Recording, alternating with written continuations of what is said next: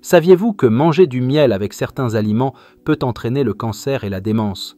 Même le miel, un cadeau des abeilles, a ses bonnes et mauvaises combinaisons alimentaires. Il faut consommer correctement le bon miel pour en tirer des bénéfices pour le corps. Le manger avec les mauvais aliments peut en réalité nuire à votre santé. C'est pourquoi j'ai préparé ceci pour la prévention du cancer et de la démence.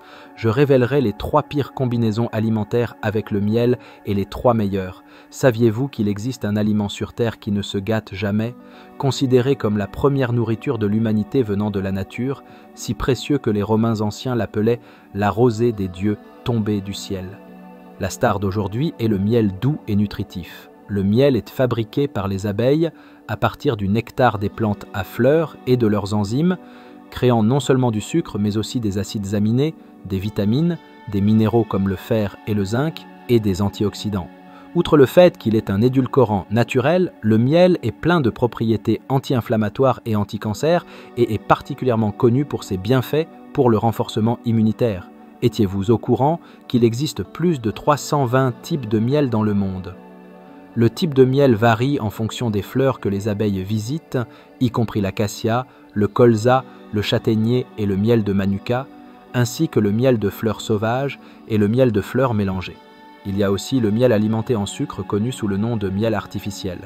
Pour produire juste 1 kg de miel, les abeilles doivent visiter 5 à 6 millions de fleurs, ce qui nous rend vraiment reconnaissants envers les abeilles pour ce cadeau bénéfique pour la santé.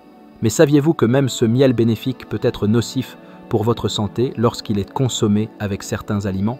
Alors, découvrons les 3 pires combinaisons alimentaires pour la prévention du cancer et de la démence et les 3 meilleures combinaisons alimentaires qui peuvent aider à prolonger notre durée de vie de manière saine. Tout d'abord, la pire combinaison avec le miel est la nourriture à base de soja comme le tofu et le lait de soja. Avec les dangers du sucre bien connus, beaucoup pensent que toute douceur est mauvaise pour la santé, mais le miel naturel comme un sucre naturel est complètement différent du sucre raffiné. Les molécules de sucre sont grandes et doivent être décomposées en molécules de glucose ou de fructose plus petites pendant la digestion avant d'être absorbées par le corps. Ce processus consomme de l'insuline, du calcium, des vitamines dans notre corps et élève les niveaux de sucre dans le sang. Cependant, le miel, un cadeau des abeilles, est complètement différent. Le miel est déjà décomposé et traité par les abeilles, composé de sucre simple, donc lorsque vous mangez du miel, il est absorbé directement dans votre corps sans nécessité de digestion, devenant rapidement une source d'énergie. C'est pourquoi vous ressentez un regain d'énergie et de récupération après avoir consommé du miel. Avec ses bienfaits pour la santé devenant bien connus, il existe maintenant de nombreuses recettes populaires utilisant du miel naturel. Surtout, beaucoup de gens aiment ajouter du miel doux au lait de soja et au tofu pour des raisons de santé. Mais attendez, vous ne devriez pas faire ça. Les produits à base de soja comme le lait de soja ont un contenu en protéines significativement plus élevé que le lait. Le miel, en plus du sucre, contient des acides organiques. Les acides organiques dans le miel et les protéines dans le lait de soja peuvent réagir et former facilement un précipité, ce qui signifie qu'ils deviennent une masse ou un bloc. Ce précipité n'est pas absorbé, mais plutôt expulsé du corps, rendant la combinaison riche en protéines de lait de soja et miel inutile. De plus, le soja est considéré comme un aliment froid qui aide à éliminer la chaleur du corps, en conflit avec la nature chaude du miel qui rassemble la chaleur à l'intérieur. Lorsque les énergies froides et chaudes se heurtent dans l'estomac, cela peut causer des problèmes digestifs. Il est donc préférable de ne pas associer le miel à des produits à base de soja, comme le tofu et le lait de soja. Ensuite, avec quoi devrions-nous associer le miel? L'aliment que je recommande comme meilleure correspondance avec le miel est le lait. Au lieu du lait de soja, il est vraiment bon de l'associer avec du lait, car le lait a une teneur en protéines inférieure à celle du lait de soja, ce qui signifie moins d'interaction avec les acides organiques dans le miel. De plus, la synergie des bienfaits pour la santé est incroyable. Beaucoup de gens souffrent d'insomnie de nos jours, n'est-ce pas? Un bon sommeil est vraiment important pour notre santé et ce problème peut être proprement résolu en prenant du lait chaud avec du miel le soir. Le lait contient un acide aminé appelé tryptophane. Cet acide aminé se transforme en une substance chimique appelée sérotonine dans notre corps. Vous connaissez peut-être la sérotonine comme l'hormone du bonheur. Étonnamment, elle non seulement soulage la dépression, mais aussi supprime l'hormone d'éveil, qui est une cause d'insomnie, vous aidant ainsi à dormir profondément. Cependant, tristement, boire du lait seul ne permet pas à cet acide aminé d'être pleinement absorbé dans le corps. C'est là que le miel entre en jeu.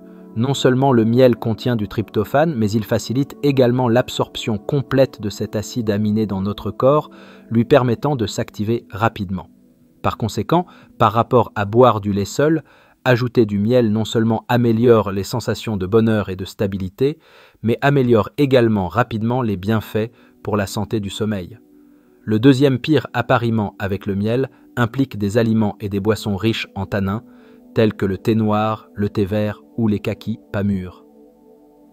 Avez-vous déjà ressenti un goût amer après avoir infusé du thé noir ou vert trop longtemps ou mangé un kaki pas mûr? C'est à cause du tanin.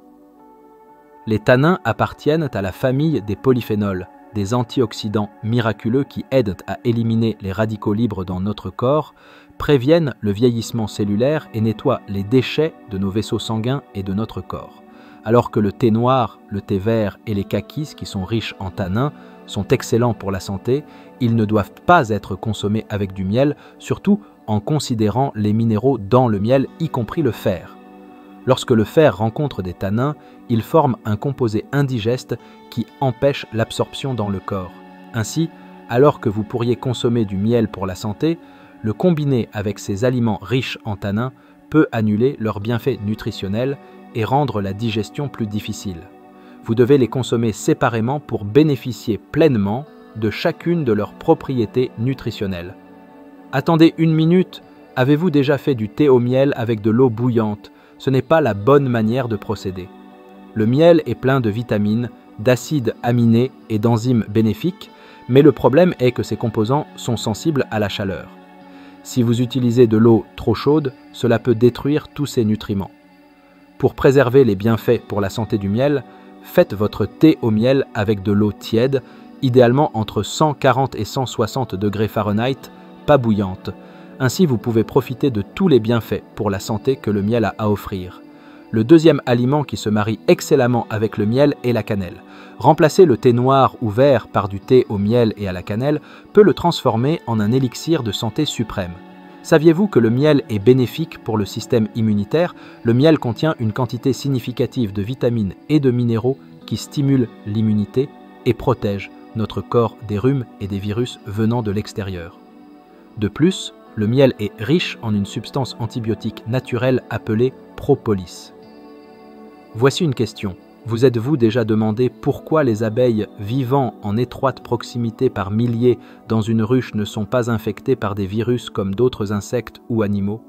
La raison est que les abeilles enduisent l'entrée de la ruche d'une épaisse couche d'une substance pour empêcher les agents pathogènes de pénétrer.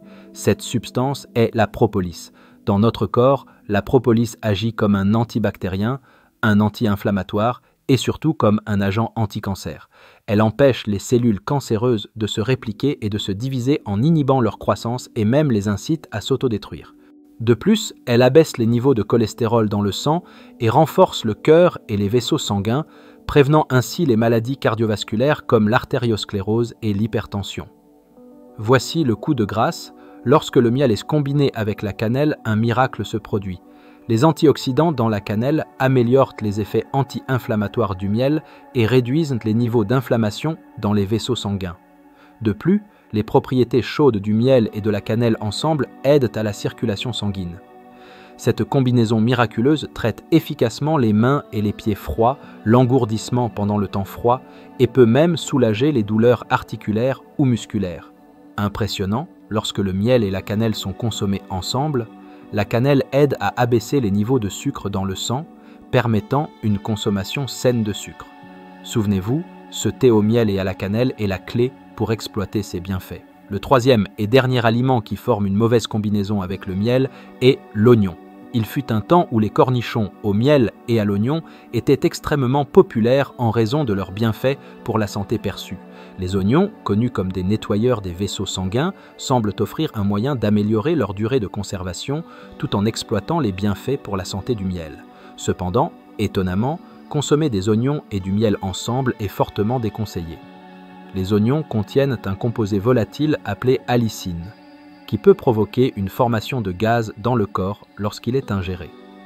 Lorsqu'il est consommé avec du miel, cette combinaison peut entraîner un ballonnement abdominal sévère et une indigestion chronique. De plus, cela peut même affecter négativement votre vue, alors la prudence est de mise. Les vitamines et les phytochimiques dans les oignons inhibent l'activité des enzymes favorisant la santé dans le miel. Par conséquent, il est recommandé de consommer du miel et des oignons séparément pour éviter ces interactions négatives et vous assurer de bénéficier des propriétés de santé uniques de chaque aliment. Alors, au lieu des oignons, le troisième et meilleur aliment à manger avec le miel est le radis. Beaucoup de gens pourraient souffrir de rhume et c'est assez difficile de gérer la toux et le mucus. La toux est mauvaise pour vos poumons et peut endommager votre gorge.